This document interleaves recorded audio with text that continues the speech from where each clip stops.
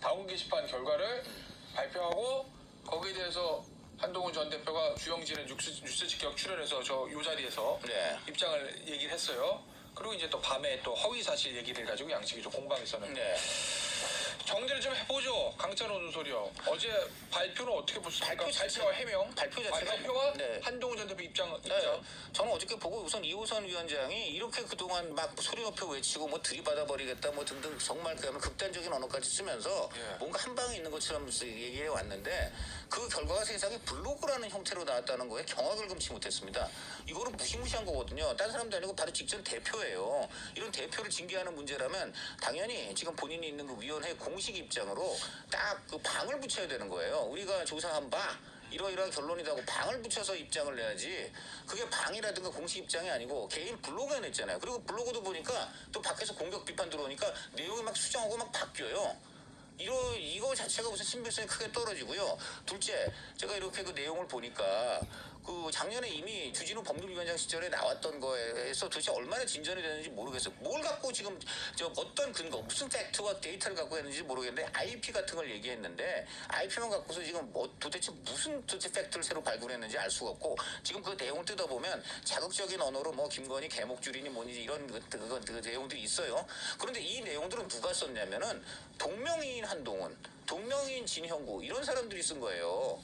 한동훈이나 그 장인이 쓴 게 아니에요. 이름만 가진 다른 사람입니다. 68년생이라든가 30 진영구는 30대, 한동훈은 지금 대표보다 나이가 많은 60 뭐 하여간 더 나이가 많은 사람. 뭐 이런 지금 그런 사람들이 쓴 걸로 나오고 있는데 이거를 마치 한동훈이나 진영구 본인이 쓴 것이냐 이렇게 지금 늘어났을 뿐이지 사실관계는 지금 전혀 그 입증이 된 게 없고 그다음에 또 뭡니까 나머지 가족들이 했다는 거는 결국은 그 비판적인 어떤 신문의 사설 같은 거 링크한 거예요. 근데 그런 거야 얼마든지 할 수 있는 거죠. 그건 극단적인 언어를 쓴 것도 아니고요. 그러니까 제가 보니까는 큰 틀에서 이런 것 같아요.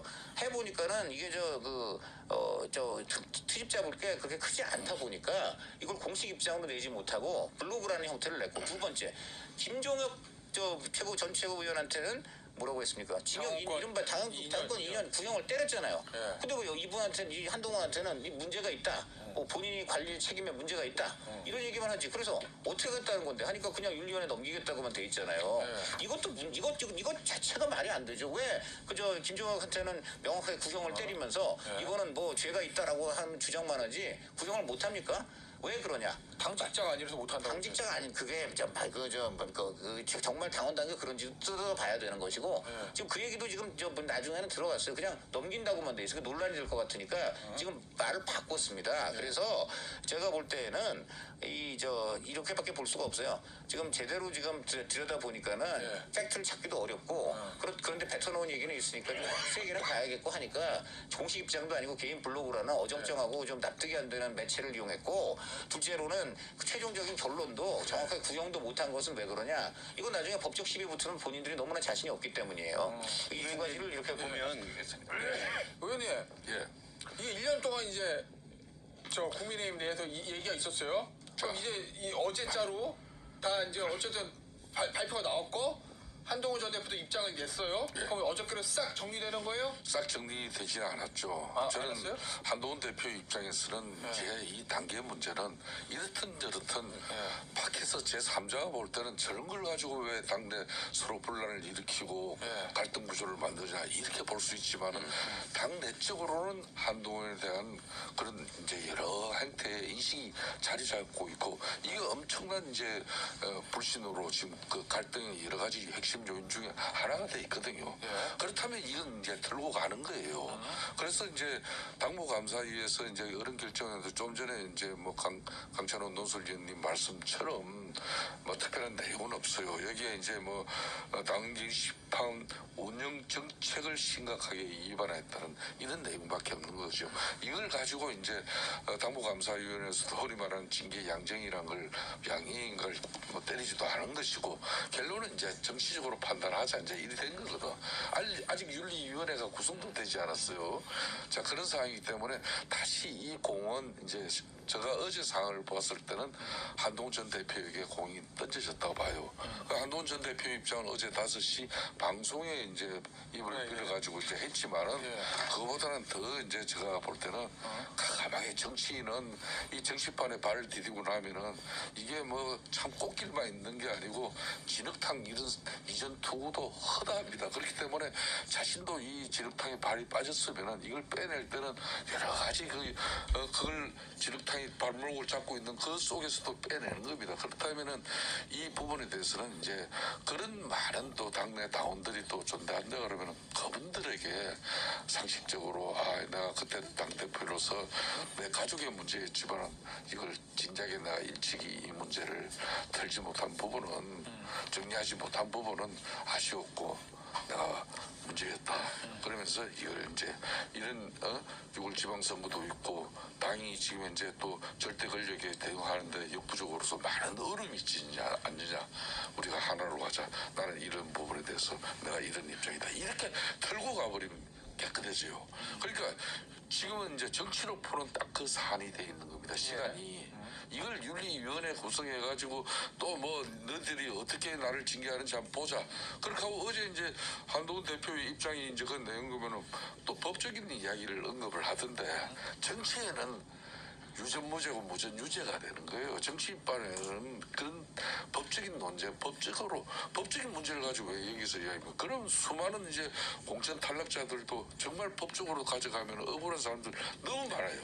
그런데 그 법도 정당 내에서 일어난 사안에 대해서는 절대 심판을 안 하려고 합니다. 그렇듯이 이 문제는 국민의힘 내에서 털고 가야 되는 거예요. 그런 측면에서 저는 한동훈 전 대표가 이 부분은 과감하게 저는 털고 가야 된다. 저는 뭐 일부는 털렸다고 봐요. 일단 몇 가지 짚어보고 일부는 털렸다. 털렸다는 게 그러니까 털고 간 거예요. 일부는 털고 갔다. 일단은 어제 첫 번째 당무감사의 발표가 여론조작 정황이라고 그랬거든요. 1,400의 글이 2개 IP 됐다. 근데 이거는 비유하자면 우리 초코파이 사건 있죠. 초코파이 사건 결국 무죄 나왔습니다. 이거는 그냥 샌드에 크림 정도 바른 거예요. 하루에 수천 개 올라오는 글에서 두세 개 글 가지고 여론 조작이라고 규정할 수 있냐. 이것부터가 전제가 잘못된 거라고 봐요. 그렇기 때문에 일단 당무의 그건 틀린 거고, 두 번째로는 제가 계속 이 문제를 지적할 때는 미스테리한 쟁점이 있으면 안 된다. 누가 썼냐 과연 이게 계속 남아 있었거든요. 근데 한동훈 전 대표가 어제 우리 가족이 쓴 걸 확인했습니다라고 하면서 이 미스터리 쟁점이 풀렸어요. 그렇기 때문에 저는 어느 정도 이게 털고 가는 거다라고 보고, 다만 김성태 원내대표님 말씀대로 한동훈 전 대표가 그럼에도 불구하고 저와 제 가족의 일로 무리가 되고 논란이 됐던 점은 사과드립니다. 요 정도 멘트. 이거는 법적인 문제가 아니거든요. 그런 게 없었다는 점은 좀 아쉽고요. 또 하나 미스터리 쟁점이 한동훈 전 대표는 풀렸다고 하는데 그 다음 미스터리가 장동혁 대표에게 넘어갔어요. 내가 이미 이 사실을 장동혁 대표 다 얘기했다. 작년에 얘기했다고 하잖아요. 그럼 장동혁 대표는 다 알고 있었잖아요. 한동훈 대표가 우리 가족이 쓴 걸 확인했다 하지만 이런 건 없고 그냥 링크 몇 개 올린 거라고 한다. 그럼 장동혁 대표가 진작 얘기할 수 있는 거예요. 그럼 이제 그다음 미스테리는 장동혁 대표에 갑니다. 당신은 왜 입을 닫고 있었는지, 왜 그러면 그때와 지금의 입장이 바뀐 건지 이렇게 갈 수 있는 거라고 봐요. 가장 큰 거는 민주당으로서는 제가 볼 땐 지난 6개월간 최악의 사건이 터졌는데 이때 이런 걸 터뜨리는 장동혁 대표 또 당무위의 정무적 감각입니다.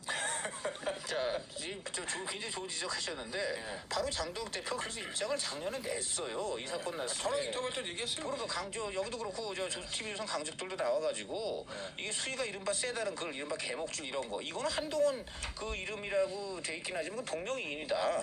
이게 이제 이미 다 밝혀진 거고, 가정 명의 글 중에서 이제 부적절한 게 있느냐 문제인데, 그것도 그 당시 법률위원회에서 조사해 보니까 아니다. 신문 사설 정도 끌어다 쓴 거다. 그래서 어떤 문제가 없다. 그래서 이거는 법적으로 할 게 아니고 정치적으로 해결하면 되는 문제고, 이걸 가지고 우리가 지금 이재명 민주당하고 싸워야 되는 마당에 우리가 에너지를 낭비할 이유가 있느냐? 전혀 아니다. 이 얘기를 본인 스스로 했습니다. 그 얘기는 지금도 그 장동혁이 지금 장동혁은 다른 사람입니까? 그 판단은 저는 계속 똑같을 거라고 보고요. 그럼에도 불구하고 뭐 전당대회 과정에서 이제 윤어게인 세력이라든가 여러 가지 이제 그 본인의 정치적인 입지 때문에 이런 일이 벌어진 것 같은데, 이제 양쪽이, 저는 김성태 원내대표 말씀 참 맞다고 봅니다. 이제 양쪽이 한 번씩 물러나서 이쯤에서 정치적 타협을 할 필요가 있다 이렇게 봅니다. 알겠습니다. 자.